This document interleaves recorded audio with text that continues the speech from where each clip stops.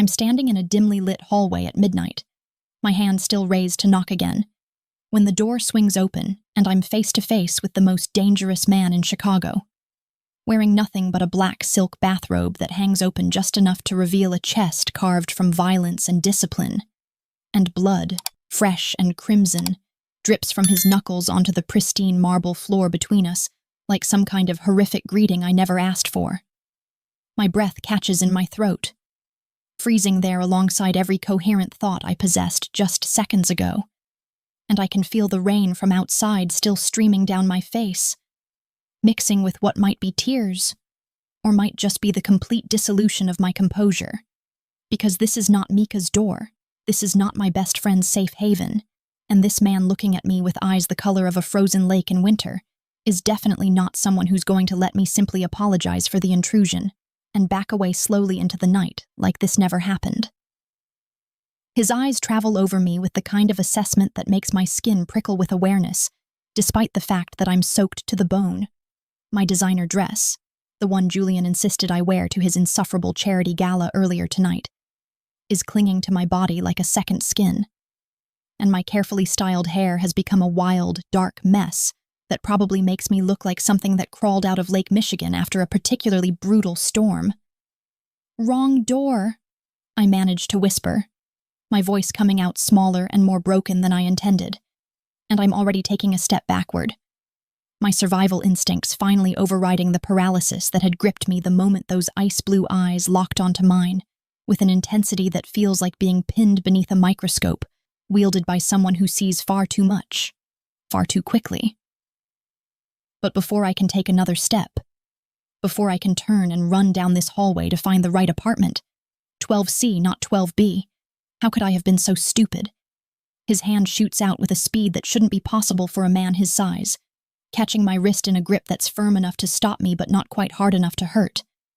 And the warmth of his skin against mine sends a shock through my system that has nothing to do with fear, and everything to do with something far more primal and dangerous.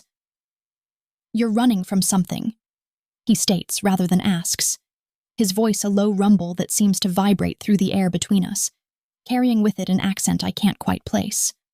Russian, maybe, buried under years of American English, but still present in the way certain consonants catch in his throat, like gravel rolling over smooth stones. I want to deny it. Want to pull myself together and lie with the same practiced ease that I've developed over the past 3 years of living with Julian. But something about this man's unwavering stare strips away all my carefully constructed defenses, leaving me raw and exposed in a way that terrifies me almost as much as what I'm running from. "My fiancé," I hear myself say, the word tasting like poison on my tongue, and I watch as something shifts in those glacial eyes, a flicker of recognition or perhaps calculation, like he's filing away this information into some mental database, where he keeps track of everyone's weaknesses and vulnerabilities for future exploitation. The sound of the elevator doors opening down the hall shatters whatever strange moment has formed between us, and my heart, which was already racing, kicks into overdrive as I hear Julian's voice echoing through the corridor. That smooth, cultured tone that once made me feel special and chosen, but now only makes my stomach turn with the kind of nausea that comes from intimate knowledge of exactly how cruel beautiful things can be. "Sarah!" His voice carries that edge of controlled anger that I've learned to recognize as a precursor to the kind of night that leaves bruises in places no one else will see. The kind of psychological warfare that makes you question your own reality until you're no longer sure what's real and what's the distorted version he's convinced you to believe. The man in front of me, this stranger with blood on his hands and ice in his eyes, doesn't hesitate, doesn't ask for permission or explanation, but instead pulls me into his penthouse with a fluid motion that speaks of someone accustomed to making split-second decisions that other people's lives depend on, and his hand covers my mouth before I can make a sound, his body pressing mine against the wall just inside the doorway as he kicks the door shut with his foot, the lock sliding into place with a soft click that sounds deafening in the sudden silence. "Not a sound, Kotyonok," he breathes against my ear, the unfamiliar word rolling off his tongue like silk and steel combined, and I can feel every inch of his body against mine. Hard muscle and controlled power, and the kind of danger that my hindbrain recognizes, even if my conscious mind is still trying to catch up with the rapid sequence of events that has brought me to this impossible moment. I can hear Julian in the hallway, can hear him knocking on doors, his voice growing sharper with each passing second. And I know that tone.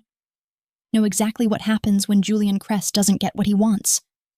When something he considers his property has the audacity to walk away from him like I had any right to autonomy or choice in the matter. The stranger holding me hasn't moved, hasn't so much as breathed differently. And I realize with a start that he's listening, tracking Julian's movements through the hallway with the focus of a predator waiting to see if the threat will pass or if he'll need to eliminate it entirely. And something about that realization, that this man is weighing the option of killing my fiancé as casually as someone else might consider ordering takeout, sends a shiver through my body that he definitely notices because his grip tightens fractionally, a silent communication that could mean comfort or warning or both. "Sarah, I know you're here," Julian calls out, and I can picture him perfectly. The Tom Ford suit that costs more than most people's monthly rent. The Patek Philippe watch on his wrist.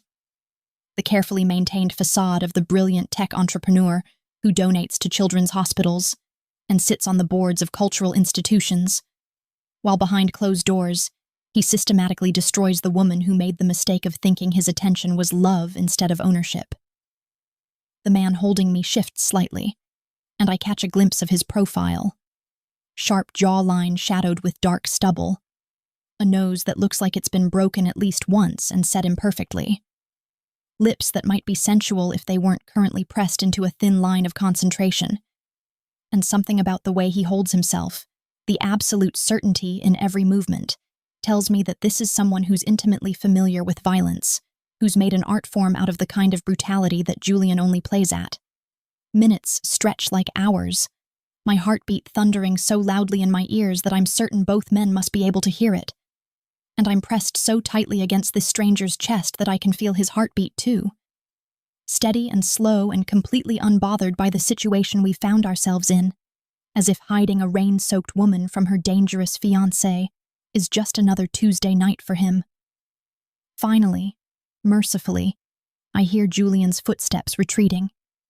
Hear the elevator ding and the doors slide open, and then silence settles over the hallway like a blanket, heavy and complete.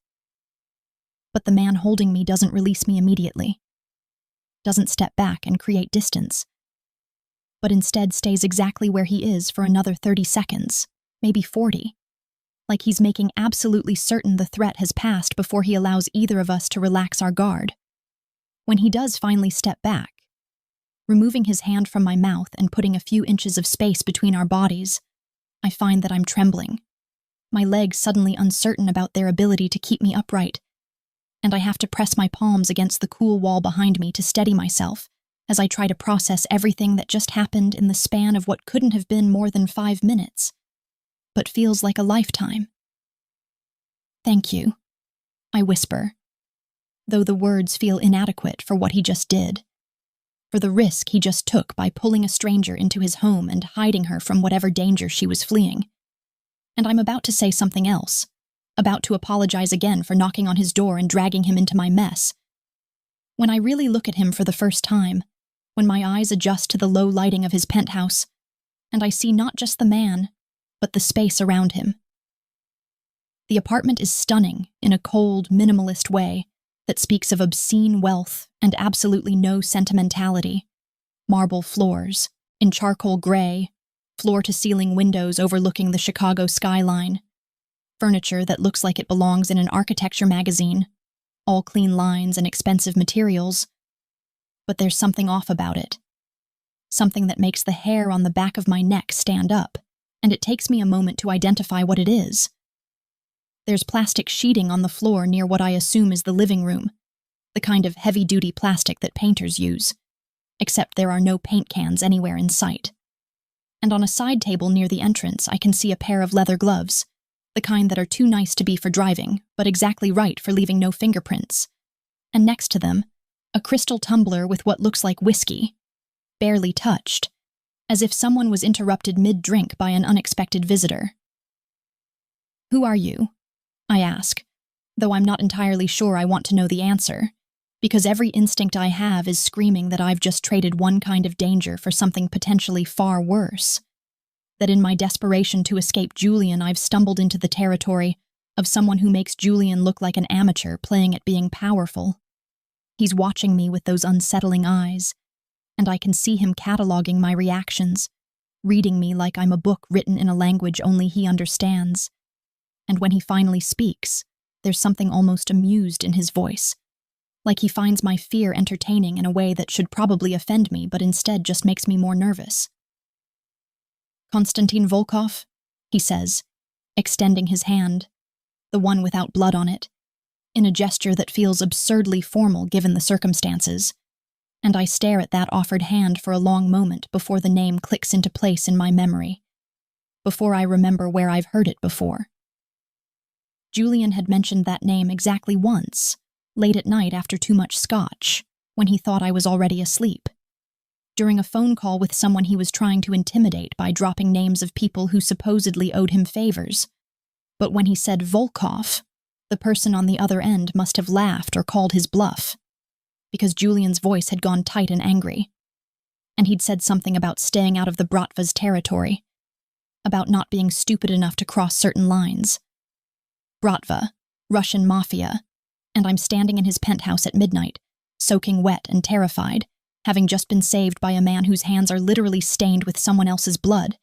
And the worst part, the absolutely worst part, is that when he looks at me with those ice-blue eyes that should terrify me, when he stands there in his silk bathrobe looking like sin personified and utterly unbothered by the chaos I've brought to his doorstep, I don't feel the urge to run. I feel, for the first time in 3 years, like maybe I've finally found someone more dangerous than the monster I've been living with. And the thought that follows that realization is the one that should send me screaming into the night but instead roots me to the spot. Maybe the only way to escape one monster is to make a deal with another. I don't take his offered hand. Can't bring myself to touch him again after that moment against the wall, where every nerve ending in my body seemed to catch fire despite the absolute wrongness of the situation. And I watch as something flickers across his face. Not offense exactly, but a kind of acknowledgement that I've made a choice, drawn a line in the sand between us, however futile that boundary might be given, that I'm trapped in his penthouse with nowhere else to go, and a fiancé hunting for me somewhere in this building. I need to leave, I say, trying to inject some strength into my voice, trying to sound like someone who has options and agency instead of a drowned rat who stumbled into the wrong apartment and is now realizing exactly how catastrophically that mistake might cost her. But Konstantin, because I suppose I should think of him by his name now that he's given it to me, simply shakes his head slowly, deliberately, like he's dealing with a child who doesn't quite understand the game being played around her.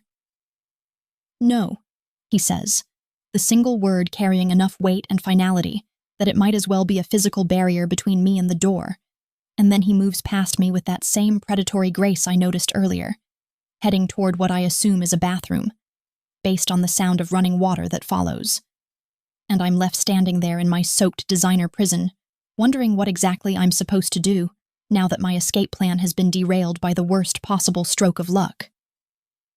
When he returns, his hands are clean, the blood washed away to reveal long fingers, and the kind of calluses that don't come from typing on keyboards or signing business deals but from gripping weapons and probably doing things I don't want to imagine in too much detail. And he's carrying a towel which he tosses to me with casual ease, as if we're old friends and this is perfectly normal, as if I haven't just invaded his space and witnessed something I definitely wasn't meant to see. "You're shivering," he observes, moving to a bar cart that looks like it costs more than my student loans did, and pouring 2 glasses of what I assume is the same whiskey from the tumbler I noticed earlier. And the domesticity of the gesture feels surreal against the backdrop of everything else. The plastic sheeting, the blood that was on his hands, the way he's watching me even when he appears to be focused on something else. I wrap the towel around my shoulders because he's right. I am shivering, though I'm not entirely sure it's from the cold anymore. and I watch as he brings one of the glasses to me, holding it out with the same expectant patience he showed with his handshake. Like he has all the time in the world to wait for me to accept what he's offering, even though we both know I don't really have a choice in the matter. I don't drink. I lie. Because the truth, that Julian controls what I eat and drink and wear and say and think, feels too vulnerable to share with this stranger who's already seen too much of my weakness. But Constantine's lips quirk into something that might be a smile if it reached his eyes, which it decidedly does not. "Tonight you do, Solnishko," he says, another one of those Russian words that I don't understand, but that somehow sounds both endearing and threatening when spoken in that deep voice that seems to resonate in my chest. And he presses the glass into my hand, his fingers brushing against mine in a touch that's either accidental or very deliberately calculated to remind me that he could touch me whenever he wants, that I'm in his space and subject to his rules now. The whiskey burns going down, expensive and smooth and nothing like the cheap vodka I used to drink in college before Julian decided that I needed to be refined and educated in the finer things, before he systematically stripped away every part of me that was rough around the edges and replaced it with this polished, perfect version that exists entirely for his pleasure and convenience. "Julian Kress?" Constantine says, settling into an armchair that probably costs more than a luxury sedan, arranging his bathrobe with an elegant casualness that shouldn't be possible but somehow is. And the way he says Julian's name makes it clear that this isn't a question, but rather a statement of fact. A confirmation of something he already knows or has already deduced from the limited information I've given him. "You know him," I say. And it's not really a question either, because of course he knows him, because men like Konstantin Volkov make it their business to know everyone who operates in their city, everyone who might be a threat or an asset, or simply someone whose existence needs to be noted and filed away for future reference. "We have business complications," he replies, which is such a carefully neutral way of describing whatever relationship exists between a Russian mob boss and a tech entrepreneur that I almost want to laugh, except there's nothing funny about the situation I've found myself in, nothing amusing about the fact that I've accidentally placed myself in the middle of whatever territorial disputes or financial arrangements, or God knows what else connects these two men. I take another sip of whiskey, letting it burn away some of the anxiety that's been building in my chest since I ran out of Julian's gala, since I made the split-second decision that 3 years of psychological torture was finally enough, that I would rather risk everything than spend one more night pretending that his version of love was something I should be grateful for. "He'll be looking for me," I say, stating the obvious because I need to fill the silence, need to break the intensity of Constantine's stare, which hasn't wavered since he sat down, and I'm starting to understand that this is what he does. This watching and waiting and analyzing, breaking people down into component parts until he understands exactly how they work and exactly how to use them. "Let him look," Constantine says with such casual dismissal that it takes me a moment to process the implications, to understand that he's not just being cavalier, but is actually unbothered by the prospect of Julian Kress, billionaire tech mogul, with connections to half the city's power players, coming after what he perceives as his property. I'm about to respond, about to try to explain that Julian isn't someone who can be dismissed so easily, when I notice something that makes my blood run cold despite the warmth of the whiskey spreading through my system. There's a chess set on the table between us, beautiful and intricate. And when I look closer, I realize that the pieces aren't carved from wood or molded from plastic, but are instead made from spent bullet casings, each one carefully crafted into pawns and rooks and knights. A grotesque work of art that represents everything about this man's world that I should want nothing to do with. "You're valuable to him," Constantine continues, seemingly oblivious to my horror at his choice of decor, though I'm beginning to suspect that nothing escapes this man's notice, that every detail of my reaction is being catalogued and assessed for future use. Which means you're valuable to me, though perhaps for different reasons than the ones that make him hunt you through my building at midnight. The possessive pronoun doesn't escape my notice. My building, not the building, because of course he owns it. Because men like Konstantin Volkov don't simply rent penthouses in luxury high-rises. they own the entire structure and probably half the block besides. And I'm realizing with growing dread that I haven't just stumbled into any random apartment, but have instead walked directly into the heart of his territory, his home base, the place where he's most powerful and most dangerous.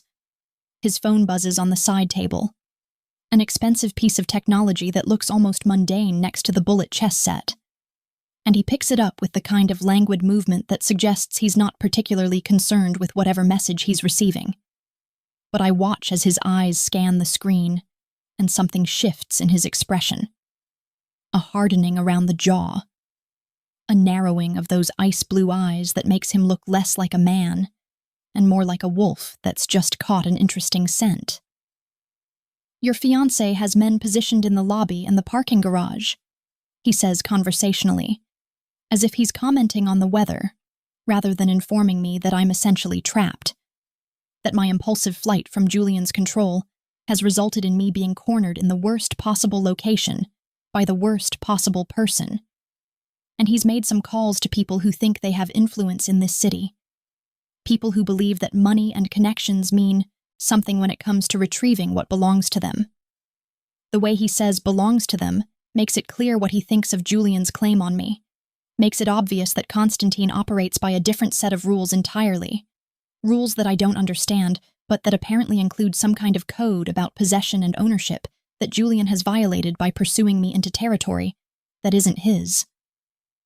"I'll tell him it was a mistake," I say, desperation creeping into my voice because I can see where this is going, can feel the walls closing in as I realize that I've become a piece on someone else's chessboard, a pawn in whatever game these two men are playing. "I'll tell him I got confused about which apartment was Mika's. I'll go back.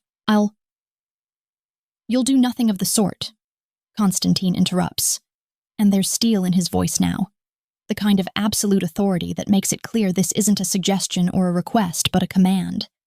And he stands with fluid grace that makes the bathrobe shift and reveal more of that sculpted chest, moving toward me with purpose. Because Julian Crest doesn't deserve to have you return to him like a lost package, and more importantly, because you came to my door, which means you're mine now, whether you intended it or not. I should be terrified by this declaration, should be backing away from him and demanding that he let me leave, should be doing anything other than standing here frozen as he approaches. But there's something about the way he said mine that was fundamentally different from the way Julian uses that word. Something that suggested protection rather than possession, even though I know that's probably just wishful thinking on my part. My desperate brain trying to find safety in a situation where none exists.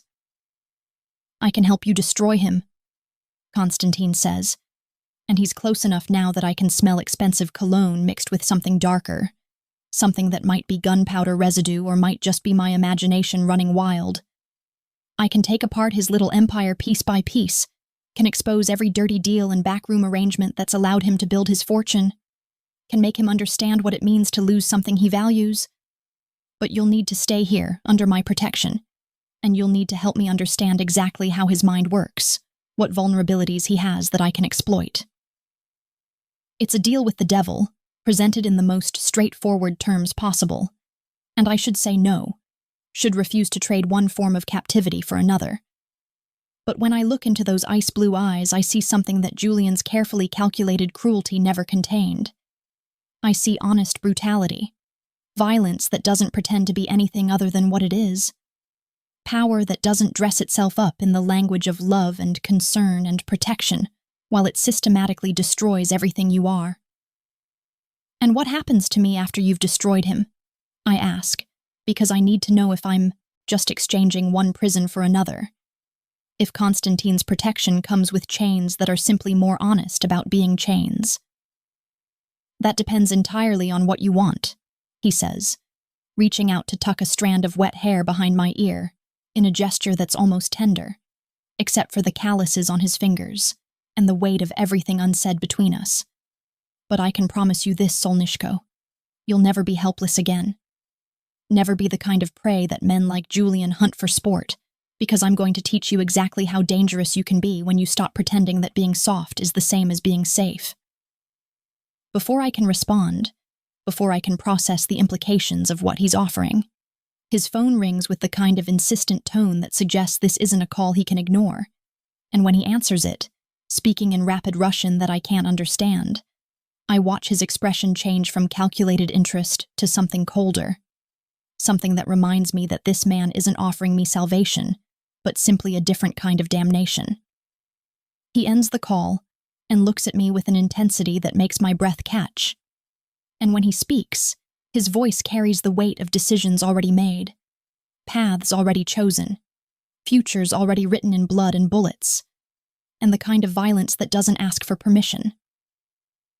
Your fiancé knows you're in this building, and he's threatening to involve people who will make this complicated for me unless I return you within the hour, Constantine says, moving to a closet near the entrance and pulling out what I initially think is a jacket before I realize it's a shoulder holster, the kind designed to hold a gun against the body, in a way that's both accessible and concealed. So I'm going to give you a choice right now, Sarah Dmitriev. You can walk out that door and go back to him, back to the life you were running from, or you can stay here and let me turn you into the kind of weapon that men like Julian never see coming until it's already too late.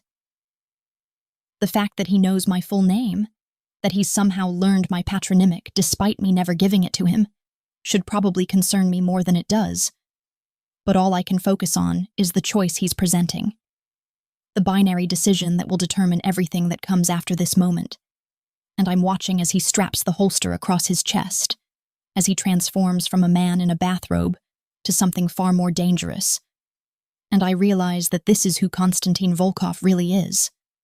Not the cultured host offering whiskey, but the predator who's been playing with his food, waiting to see what decision I'll make before he decides what to do with me. I stay, I whisper, the words coming out before I can second-guess them, before fear and rationality can override the desperate, reckless part of me that knows going back to Julian means dying slowly over years, instead of all at once. And I watch as something that might be satisfaction crosses Konstantin's face. Good, he says, and then he's moving toward his bedroom, gesturing for me to follow, and I should ask where we're going, should demand answers about what happens next. But instead I find myself trailing after him, like I've been doing this forever. Like following dangerous men into unknown situations is something I'm already accustomed to.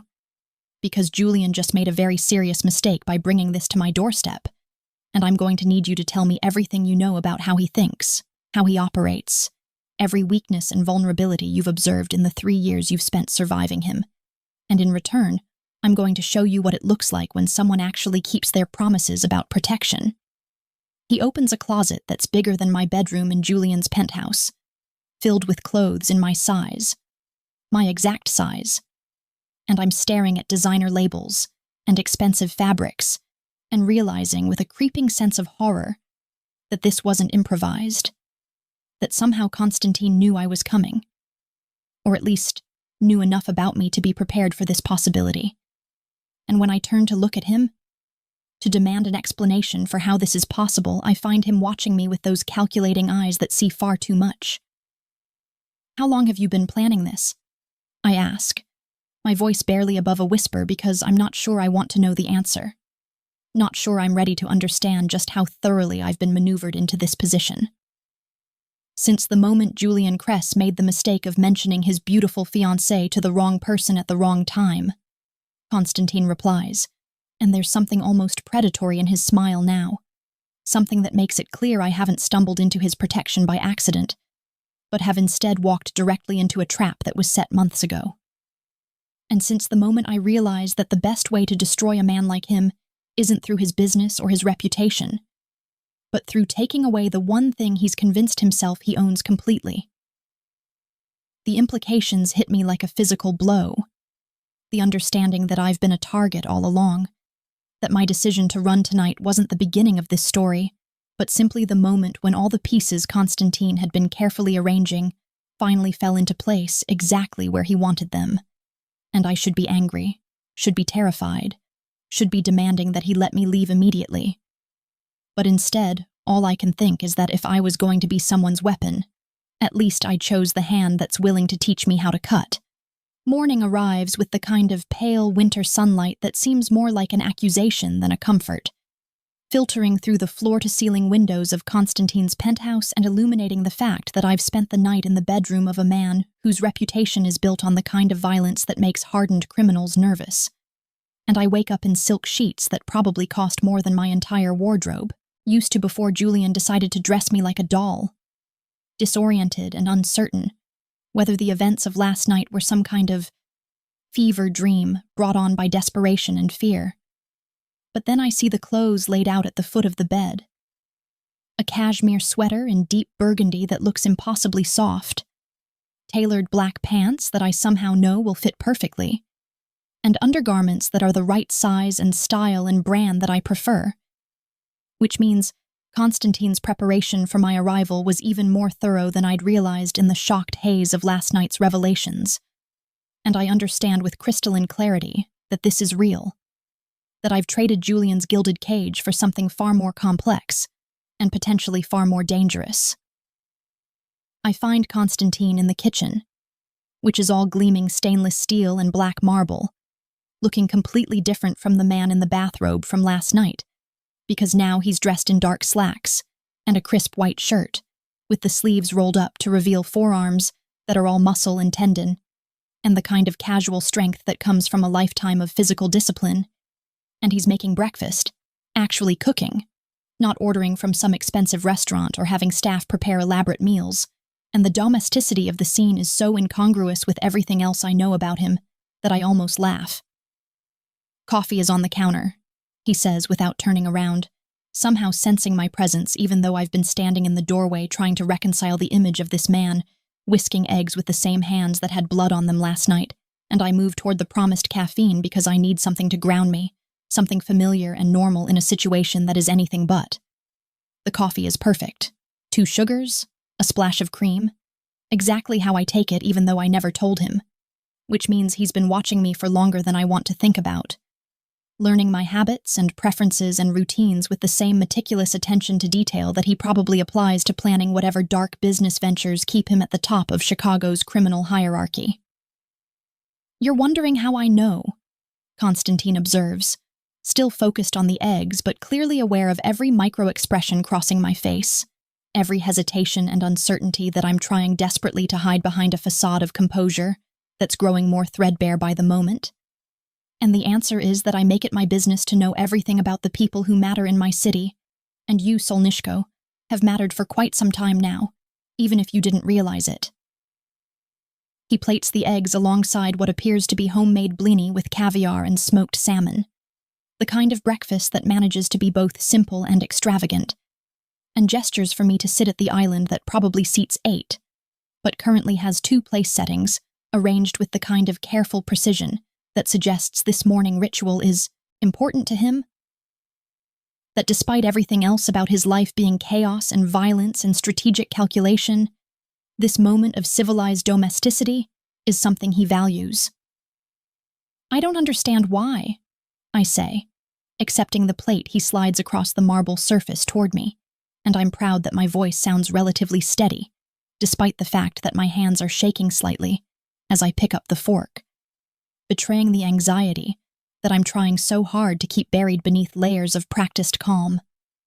Because Julian Kress has been expanding his operation into territories that don't belong to him, making deals with people who should know better than to trust a man whose entire empire is built on stolen code and exploited labor, and the kind of financial manipulation that looks legal only because he's paid the right people to look the other way, Constantine explains, settling onto the stool across from me with the fluid grace that characterizes all his movements, and I'm struck again by the contradiction he presents. Refined and brutal, cultured and savage, a man who quotes Russian literature while planning murders. Before I can respond, before I can begin to unpack the implications of what he's telling me about Julian's business dealings and what role I'm supposed to play in whatever revenge scenario Constantine has orchestrated, there's a knock at the door that makes me jump, my fight-or-flight instinct still raw and oversensitive from last night's escape. But Constantine merely glances at an expensive watch that probably costs more than a luxury car and nods as if this interruption is exactly on schedule. The man who enters has the kind of face that suggests he's seen things that would break most people. all hard angles and suspicious eyes that immediately fix on me with an intensity that makes Constantine's attention feel almost gentle by comparison. And from the way he moves, economical, efficient, always maintaining awareness of exits and potential threats, I know this is someone dangerous, someone who's survived in Constantine's world through a combination of skill and ruthlessness that probably rivals his boss's. Dmitri, Constantine says by way of introduction, not bothering to explain who I am or why I'm sitting in his kitchen eating breakfast, like this is a perfectly normal morning. My second in command, and the man who's going to be very vocal about his concerns regarding your presence here, so we might as well get that conversation out of the way before we proceed with the rest of the day's agenda. Dmitri proves Constantine right by launching into what sounds like a tirade in Russian, his voice rising with each sentence. And even though I can't understand the words, I can certainly grasp the tone. He thinks I'm a liability, a complication, possibly a plant sent by Julian to infiltrate their operation, and he's making his objections known with the kind of passion that suggests he's one of the few people who can speak to Constantine this way, without facing immediate consequences. Constantine listens patiently, occasionally interjecting with responses that sound calm and measured compared to Dmitri's increasingly agitated protests. And I'm watching this exchange like a tennis match, trying to read body language and vocal inflection for clues about what's being said. When suddenly both men go silent and turn to look at me with identical expressions of assessment that make me feel like a specimen under glass. Dmitri believes you're going to get me killed, Constantine translates with what might be amusement if his expression wasn't so carefully neutral. Or worse, that you're going to compromise our operations and lead Julian or the authorities directly to our doorstep. And he's not entirely wrong to be concerned, because keeping you here is a risk that I'm choosing to take despite his very valid objections. The honesty is almost refreshing, after years of Julian's carefully constructed lies and manipulations. And I appreciate that Constantine isn't trying to pretend that my presence here is anything other than a calculated gamble. A strategic decision that could pay off spectacularly, or blow up in all our faces depending on variables that none of us can fully control. Then why take the risk? I ask, directing the question at Constantine, but keeping Dmitri in my peripheral vision, because I've learned through painful experience that the greatest dangers often come from the people you're not watching closely enough. Because Julian Kress made the mistake of underestimating you, of treating you like a possession rather than a person. And in doing so, he's revealed exactly how weak his position really is. Constantine replies, pushing his empty plate aside and leaning forward with his elbows on the marble counter, his entire focus narrowing down to me in a way that makes the enormous penthouse feel suddenly intimate and claustrophobic. And because I've spent the last 6 months watching you find small ways to resist him, tiny rebellions that he's too arrogant to notice, and I've realized that underneath all that polish and refinement he's forced onto you, there's someone who's capable of the kind of strategic thinking that could be very useful to me. The fact that he's been watching me for 6 months should horrify me, should send me running for the door despite the danger waiting outside. But instead, I find myself leaning in slightly, drawn by the promise implicit in his words. That he sees something in me beyond the decorative fiancé that Julian created, something valuable and powerful and worth cultivating. I need to see what you do, I say suddenly, the words surprising me as much as they seem to surprise both men. But once I've started, I can't seem to stop. Because if I'm going to be part of whatever this is, if I'm going to help you destroy Julian, then I need to understand exactly who you are and what you're capable of, not just the version you show me over breakfast in your kitchen. Dmitri makes a sound that might be approval or might be disgust. I can't quite tell. But Constantine's expression shifts into something that looks almost like respect, and he stands with that predatory grace that I'm starting to recognize as his default mode of movement, already pulling out his phone and making arrangements in clipped Russian that suggests he's used to being obeyed immediately and without question. Then you'll come with me today, he says, and there's a finality to the statement that makes it clear this isn't up for debate, that he's made a decision about how to handle me and my inconvenient demand for transparency. You'll see exactly what I am and what I do, and then you can decide whether you want to continue with this arrangement, or whether you'd prefer to take your chances back in Julian's world. 2 hours later, I find myself in the back of a Mercedes that probably has more security features than most military vehicles, sitting next to Constantine, while Dmitri drives us through Chicago's streets with the kind of aggressive efficiency that suggests he's done this route 1,000 times. And I'm wearing clothes that fit perfectly and make me look like I belong in this world of expensive cars and dangerous men, even though I feel like an imposter playing dress-up in someone else's life. The building we stop at looks legitimate enough from the outside, a luxury car dealership that caters to the kind of clientele who pay cash for Ferraris and don't ask too many questions about where the money comes from. But the moment we enter through a side door that requires a key code and a retinal scan, I understand that this is something else entirely. A front for whatever operations Constantine runs when he's not playing the civilized host in his penthouse. The office we enter is utilitarian in a way that his apartment isn't. All function and no form, with multiple monitors displaying what look like security feeds and financial data and information that I probably shouldn't be seeing. And there are men positioned throughout the space who all stop what they're doing the moment Constantine enters, their attention snapping to him with the kind of focused respect that fear and loyalty combined can create. "Gentlemen," Constantine says, his voice carrying easily across the room despite not being raised, commanding attention through sheer presence rather than volume. "This is Sarah, and she's going to be observing our operations today. So I expect you all to behave as professionally as you would if I were alone, which means no unnecessary brutality, and definitely no showing off." The last part is directed at a younger man who has the grace to look slightly embarrassed, and I'm trying to process the casual acknowledgement of necessary brutality versus the unnecessary kind when Constantine guides me to a chair positioned where I can see everything, but remain out of the way, his hand on the small of my back, a reminder that despite the illusion of choice he's given me, I'm still very much under his control.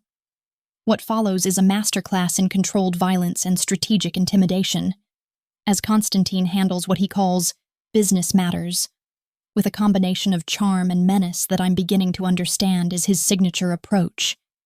He offers people choices that aren't really choices, frames threats in the language of opportunity, and somehow makes his victims feel almost grateful for whatever mercy he's decided to show them.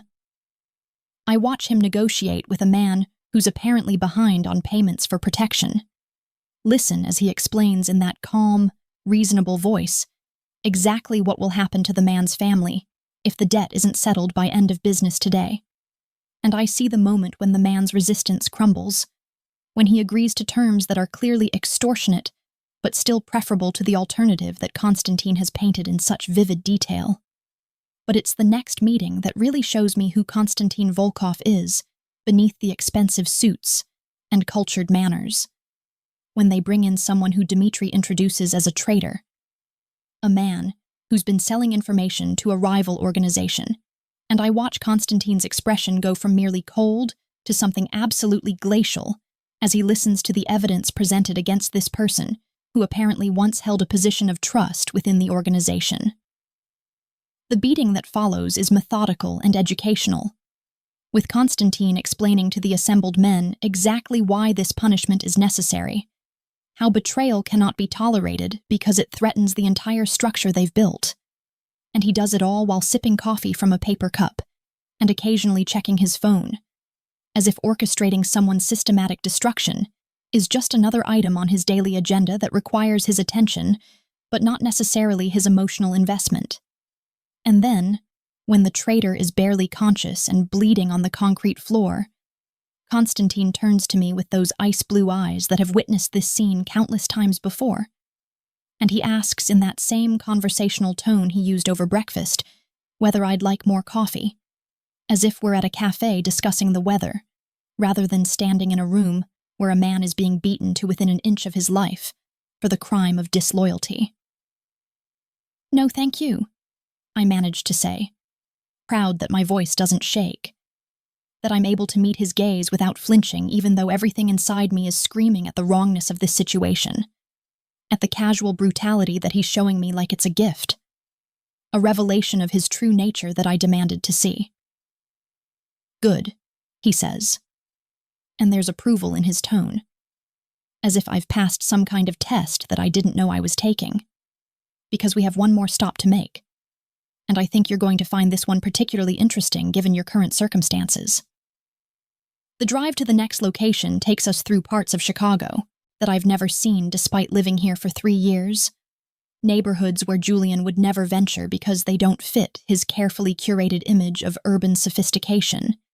And when we finally stop, it's in front of a building that looks like it might have been a warehouse once, but has been converted into something else. Something that the security measures and armed guards suggest is very important to Constantine's operation. Inside, I find what appears to be a shelter of sorts, but not the kind that city officials would recognize or approve. This is a place for women and children who are running from the kind of danger that doesn't respond to restraining orders or police intervention. A safe house for people who need protection from threats that exist outside the normal legal framework. And I'm watching Constantine move through the space, greeting people by name, checking on children's progress in school, ensuring that everyone has what they need. And I'm trying to reconcile this version of him with the man who just supervised a brutal beating without blinking. This is what I do with the money that men like Julian would spend on art they don't appreciate and cars they don't need. Constantine explains, noticing my confusion, and apparently deciding that some context is necessary. Because I grew up in a place not so different from this, with a mother who had nowhere to run when my father's violence became too much. And I promised myself that if I ever had power, I would use some of it to make sure that other people didn't have to make the same impossible choices she did. The vulnerability in this admission, the glimpse of the person beneath the carefully constructed persona of the ruthless mob boss, does more to unsettle me than anything else I've witnessed today. Because it suggests that Konstantin Volkov is far more complex than I'd assumed, that his motivations are driven by something more than simple greed or power lust. And I'm not sure what to do with that information, or how it changes my understanding of the arrangement we've entered into. We're standing in what appears to be a common room where several women are watching their children play, and one of them approaches Konstantin with the kind of careful respect that suggests she knows exactly who he is and what he's capable of, but also trusts him in a way that seems impossible given everything else I know about him. And she thanks him in accented English for giving her somewhere safe to stay, while she figures out her next steps. And I watch as his expression softens in a way I haven't seen before, becoming almost gentle despite the hard edges that never quite disappear. "This is Sarah." He introduces me to the woman, whose name I learn is Anya. And she's going to be staying with me for a while, learning how things work, so if you see her around, you should know that she's under my protection, which means she's under yours as well. The way he phrases it, that I'm under their protection rather than they're under mine, suggests a different kind of power dynamic than I expected.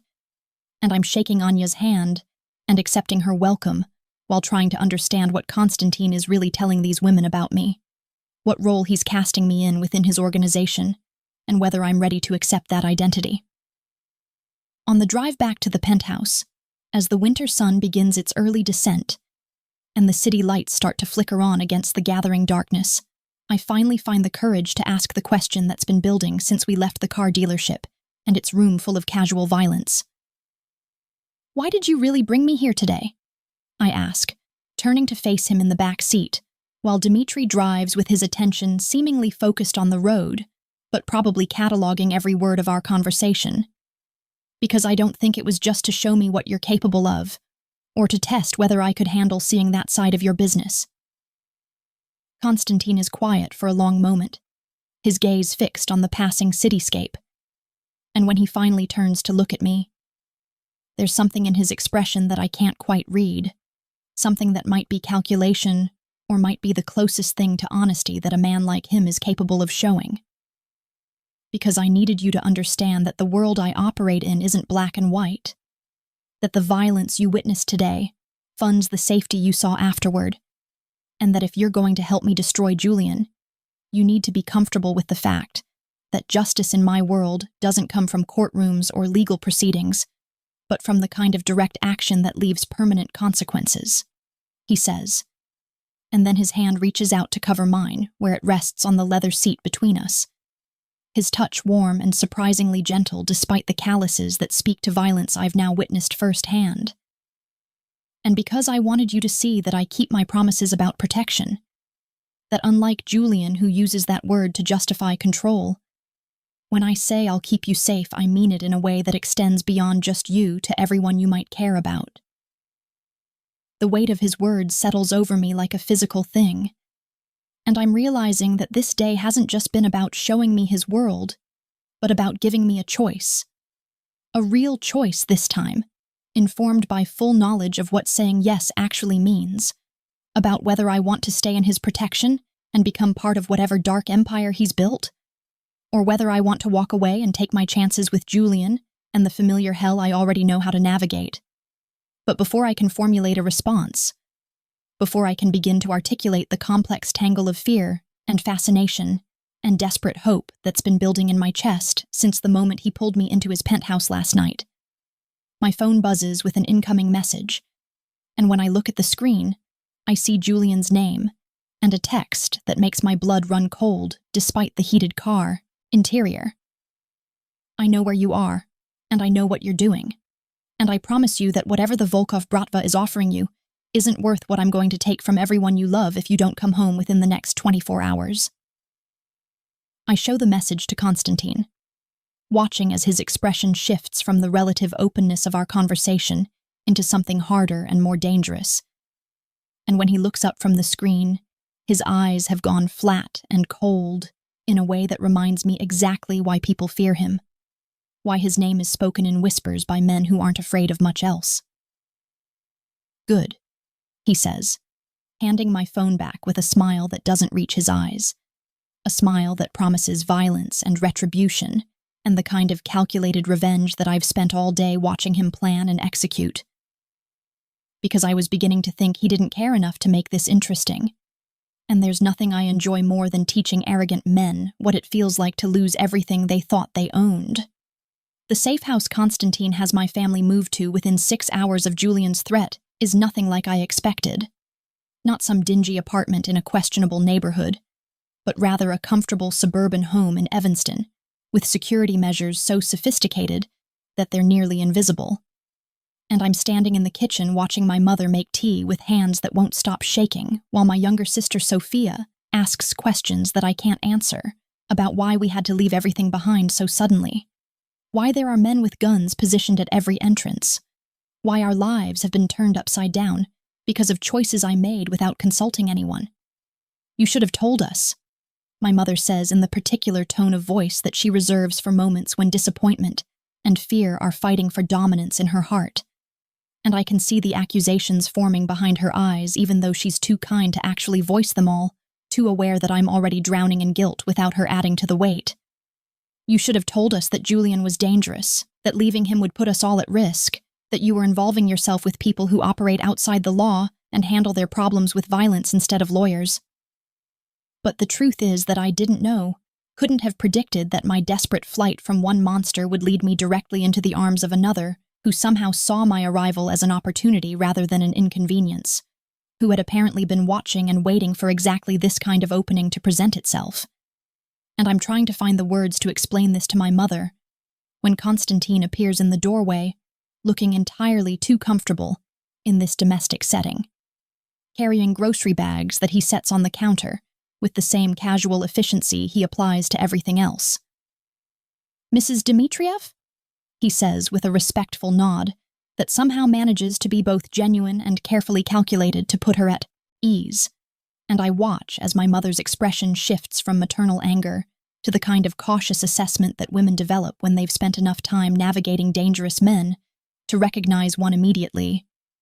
"I understand that this situation is far from ideal, but I want you to know that my protection extends to your entire family for as long as necessary. And unlike the man your daughter was engaged to, I don't make promises I don't intend to keep." The comparison to Julian is deliberate, a reminder that whatever else Konstantin might be, He's shown more genuine care for my family's safety in 6 hours than Julian did in 3 years of carefully orchestrated control, disguised as devotion. And I can see my mother processing this information, weighing the devil she knows against the one who's currently unpacking groceries in her temporary kitchen, like this is a perfectly normal evening activity.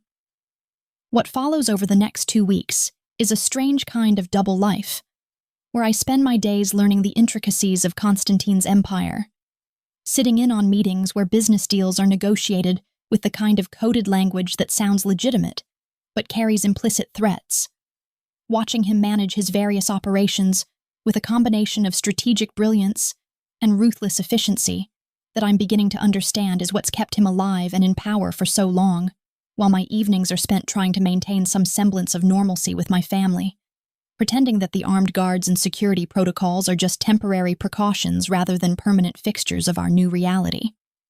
But it's during the late nights, when my family is asleep, and I return to Constantine's penthouse that has somehow become a strange kind of home, despite its cold luxury, and the constant reminder of the violence that funds it, that I find myself drawn into conversations with him that feel dangerous in entirely different ways than the business dealings I've been observing. Moments where the carefully maintained distance between us dissolves into something more intimate and far more complicated than simple strategic alliance. Tell me about when you realized Julian wasn't who you thought he was, Constantine says one night as we sit in his study surrounded by books in multiple languages and that chess set made of bullets that I've come to see as a perfect metaphor for how he views the world. And there's something in his voice that suggests he's not asking for tactical information, but rather seeking to understand the emotional landscape that brought me to his door. So I tell him about the first time Julian raised his voice at me for wearing the wrong dress to one of his events, how he apologized so profusely afterward that I convinced myself it was an aberration rather than a preview of what was to come. And then I tell him about the gradual escalation, the criticism disguised as concern, the isolation from friends and family presented as romantic exclusivity, the systematic dismantling of my confidence and autonomy that happened so slowly I didn't recognize it until I was already trapped. And I watch as Constantine's expression grows darker with each revelation, his hands clenching into fists that make me think of that first night when his knuckles were bloody. He made you believe you were the problem, Constantine observes, with the kind of insight that suggests he's seen this pattern before. Perhaps in his own childhood with the father he briefly mentioned, perhaps in the countless women who've passed through his shelter, seeking escape from men who wielded control like a weapon. And the brilliance of that particular form of torture is that by the time you realize what's happening, you've already internalized so much of the blame that leaving feels like admitting defeat, rather than claiming victory. The understanding in his words does something to the careful walls I've built around the most painful parts of my experience with Julian, and I find myself sharing things I've never told anyone. The nights I spent questioning my own sanity, because Julian's version of events was so different from my memories, the way he used my love for my family as leverage to ensure my compliance, the particular kind of terror that comes from knowing that the person who's supposed to protect you is actually the greatest threat to your safety. And through it all, Constantine listens with an intensity that feels like being truly seen for the first time in years. "I'm going to destroy him," Constantine says when I finally fall silent. And there's no bravado in the statement, no theatrical pronouncement of revenge, just a simple declaration of fact delivered in the same tone he might use to discuss tomorrow's weather. Not just his business empire or his reputation, but the fundamental belief he has that he's untouchable, that he can take what he wants and discard it when it no longer serves his purposes, and you're going to help me do it. Because you know exactly where he's vulnerable in ways that no amount of surveillance or intelligence gathering could reveal. And so begins my education in strategic destruction, as Constantine teaches me to see Julian's empire not as the invincible fortress he's convinced everyone it is, but rather as a house of cards, built on leveraged debt and illegal arrangements and relationships that only exist because people are more afraid of him than they are loyal to him. And I discover that I have a talent for this kind of analytical thinking, for identifying the weak points in systems that appear solid, for understanding how to apply pressure in exactly the right places to cause maximum damage. But the lessons aren't just intellectual. Constantine also insists that I learn practical skills: how to handle a weapon with confidence even though I pray I'll never need to use one, how to recognize when someone is lying or trying to manipulate me, how to move through dangerous spaces with the kind of awareness that might save my life if everything goes wrong. And during these training sessions, I become acutely conscious of his proximity, of the way his hands guide mine into proper position, of the heat that builds between us despite all the very good reasons why acting on it would be catastrophic. The tension finally breaks one night after a particularly frustrating session where I couldn't seem to master the disarming technique he was trying to teach me.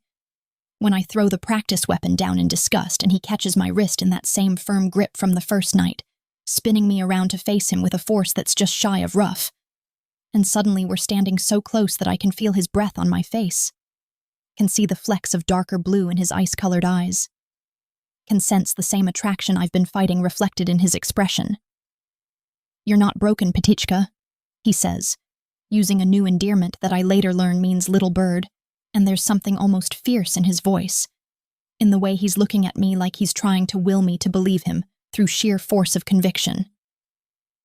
"You're not damaged or weak or any of the things that Julian convinced you were true, and I need you to understand that before we go any further with this, because when I take you, and make no mistake, I will take you if you give me even the slightest indication that it's what you want. It won't be like it was with him, won't be about control or possession, but about choosing to give yourself to someone who actually sees your strength instead of trying to diminish it." The promise implicit in his words ignites something in me that I thought Julian had extinguished completely, and I'm reaching for Constantine before I can second-guess the decision, pulling him down into a kiss that tastes like whiskey and danger and the particular kind of recklessness that comes from knowing you're making a terrible choice but being unable to stop yourself, and his response is immediate and overwhelming, hands tangling in my hair as he backs me against his desk in a recreation of that moment weeks ago when I agreed to stay. Except this time, there's no hesitation, no strategic pause to consider implications. What follows is a collision of desperation and dark desire that erases whatever distance we'd been maintaining, his mouth trailing fire down my throat while my hands explore the muscled planes of his back. And I'm lost in sensation until my phone, which I'd left on his desk, buzzes with an incoming call that we both ignore until it stops and immediately starts again, the insistent ringtone cutting through the haze of want and reminding us both that we exist in a world where timing and strategy matter more than desire. Constantine pulls back with visible effort, his breathing as ragged as mine, and reaches for the phone with a curse in Russian that I'm beginning to understand means something has gone very wrong. And when he answers, I can hear Dmitri's voice, on the other end, urgent and sharp with warning, speaking too quickly for me to follow but clearly delivering news that changes everything. "Julian knows about the safe house," Constantine says after ending the call. His expression shifting back into that cold calculation that I've learned means he's already 3 moves ahead in whatever chess game is being played. And he's threatening to go public with information about my operations unless you're returned to him within the hour, which means he's finally made the mistake I've been waiting for. He's shown exactly how desperate he is, how much power you actually have over him, and now we can use that against him in ways he won't see coming until it's far too late. The attack on Constantine's penthouse comes exactly when he predicted it would, with Julian's private security team breaching the lobby with the kind of aggressive confidence that suggests they've been assured this will be easy, that retrieving one wayward fiancé from a criminal organization is simply a matter of overwhelming force and expensive lawyers on standby. But what they don't know, what Julian in his arrogance couldn't possibly have anticipated, is that Constantine has spent the last 3 hours turning his building into a fortress specifically designed to capture rather than repel intruders. Because the goal tonight isn't just to protect me, but to gather evidence and witnesses that will destroy Julian in ways that bullets and threats never could. I'm positioned exactly where Constantine insisted I should be, in his study with Dmitri standing guard and a laptop open in front of me, showing security feeds from every angle of the building. watching as Julian's men move through corridors that Constantine's people have deliberately left unguarded, funneling the intruders toward the penthouse level where the real confrontation will happen. And I should be terrified, but instead I feel a strange kind of calm that comes from finally understanding that I'm not a victim waiting to be rescued, but rather an active participant in my own liberation, a weapon that Constantine has helped me sharpen, but that I'm choosing to wield.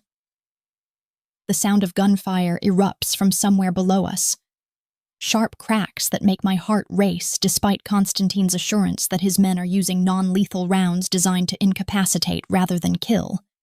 Because even in the midst of orchestrating Julian's downfall, he's thinking about the legal implications, about maintaining plausible deniability, and ensuring that when authorities arrive, they'll find a clear case of home invasion, rather than the kind of mutual combat that might complicate the narrative we're constructing. Constantine appears in the doorway of the study, moving with that predatory grace even though I can see blood seeping through his shirt from a wound on his shoulder that he's completely ignoring, and the sight of him injured because of me, because he chose to protect me instead of simply handing me back to Julian and avoiding this entire confrontation, does something to the carefully maintained emotional distance I've been trying to preserve, shattering it completely as I realize that this man who kills without hesitation and rules through fear has somehow become someone I trust more than anyone else in my life. He's here, Constantine says, his voice carrying that particular edge that means violence is imminent, and he's reaching for me, pulling me up from the desk and guiding me toward the bedroom with instructions delivered in rapid Russian to Dmitri, who nods and disappears into the chaos of the penthouse, where I can hear shouting and the sounds of physical confrontation. And I need you to do exactly what we discussed. Need you to be strong for just a little bit longer, because everything we've planned depends on you being able to face him without breaking, without giving him the satisfaction of seeing that he still has any power over you whatsoever. The bedroom door opens, and Julian is there, flanked by two of his security team, who look significantly worse for wear after fighting their way through Constantine's defenses. And seeing him again after weeks of absence is like looking at a stranger wearing a familiar face, because I can see now what I couldn't see before: the narcissism behind his charm, the cruelty beneath his cultured exterior, the absolute conviction that he owns me in ways that transcend any legal or moral boundaries. "Sarah," he says, and his voice carries that particular tone of disappointed patience that he used to use before the psychological torture would begin, before he would spend hours explaining all the ways I'd failed to meet his expectations. "You've caused quite a bit of trouble, and I think it's time we discuss your return home and the consequences of this little rebellion you've staged with the help of criminals who are simply using you to get leverage over my business interests." But before I can respond, before I can deliver the speech that Constantine and I rehearsed about my refusal to return and my intention to testify about Julian's abuse, Constantine himself steps into the room with a gun in one hand and my phone in the other. And on the screen I can see that we're recording, that every word Julian speaks is being captured and transmitted to multiple secure locations where it will serve as evidence of his attempt to kidnap me from protective custody. "Julian Kress," Constantine says with the kind of formal politeness that somehow makes the situation even more menacing. And I watch as Julian's expression shifts from confident control to dawning realization that he's walked directly into a trap that was set specifically for him. "I believe you're trespassing in my home, threatening a woman who's under my protection, and about to make several statements about your business practices that I'm sure federal investigators will find absolutely fascinating. So please continue explaining to Sarah why she belongs to you and what consequences you plan to impose for her daring to exercise basic human autonomy." What follows is a confrontation that I'll remember for the rest of my life, as Julian's carefully constructed facade crumbles under the combined pressure of being caught on camera and facing someone who isn't intimidated by his wealth or connections, and I watch him cycle through rage and bargaining and threats with increasing desperation, while Constantine simply stands there with that gun pointed at Julian's chest and an expression of mild interest, as if he's observing a particularly fascinating psychological experiment rather than the destruction of a man's entire empire. The federal agents arrive precisely on schedule, because of course Constantine has people on his payroll who are more loyal to him than to their badges, and they find Julian in the middle of a tirade about his rights and his lawyers, and how none of this will stand up in court. Completely unaware that the evidence against him goes far beyond tonight's home invasion to include financial crimes and illegal surveillance and a pattern of abuse documented by the victims from his past that Constantine's people have spent weeks tracking down and convincing to come forward. I watch as they take Julian away in handcuffs, his eyes finding mine one last time with an expression that promises this isn't over even though we both know it is, that his empire is crumbling and his reputation is destroyed, and the carefully curated image of the brilliant entrepreneur who could do no wrong has been replaced by the reality of a predator who finally met someone willing to fight back with equal ruthlessness. The penthouse falls silent after the authorities leave with their prisoner and their evidence, and I find Constantine sitting in his study with that shoulder wound finally being attended to by someone who's clearly done this many times before. And when he sees me standing in the doorway, he dismisses the medic with a gesture and holds out his hand in invitation, drawing me close when I cross the room to stand between his legs, his hands settling on my hips with a possessiveness that I'm choosing to accept, rather than resist. "You have a choice now, Solnishko," he says, looking up at me with those ice-blue eyes that have witnessed so much violence and somehow still manage to hold gentleness when they focus on me. "You can walk away from all of this, start over somewhere new with your family, and the resources I'll provide to ensure you never have to depend on anyone's protection again. Or you can stay here and learn to navigate this world not as my possession, but as my equal, as someone who understands the darkness I live in and chooses it anyway." The choice should be obvious. I should take the escape he's offering and build a normal life far away from the violence and moral ambiguity that defines Constantine's existence. But as I look around his study with its books and bullet chess set and the view of Chicago spread out below us like a kingdom built on blood and strategy, I realize that normal isn't what I want anymore. That 3 years of living in Julian's gilded cage has taught me that safety and comfort mean nothing if they come at the cost of my autonomy. And that Constantine, for all his darkness and danger, has given me something Julian never could: the freedom to choose my own path, even if that path leads straight into the heart of his empire. "I stay," I whisper, watching as satisfaction and something that might be relief crosses his face.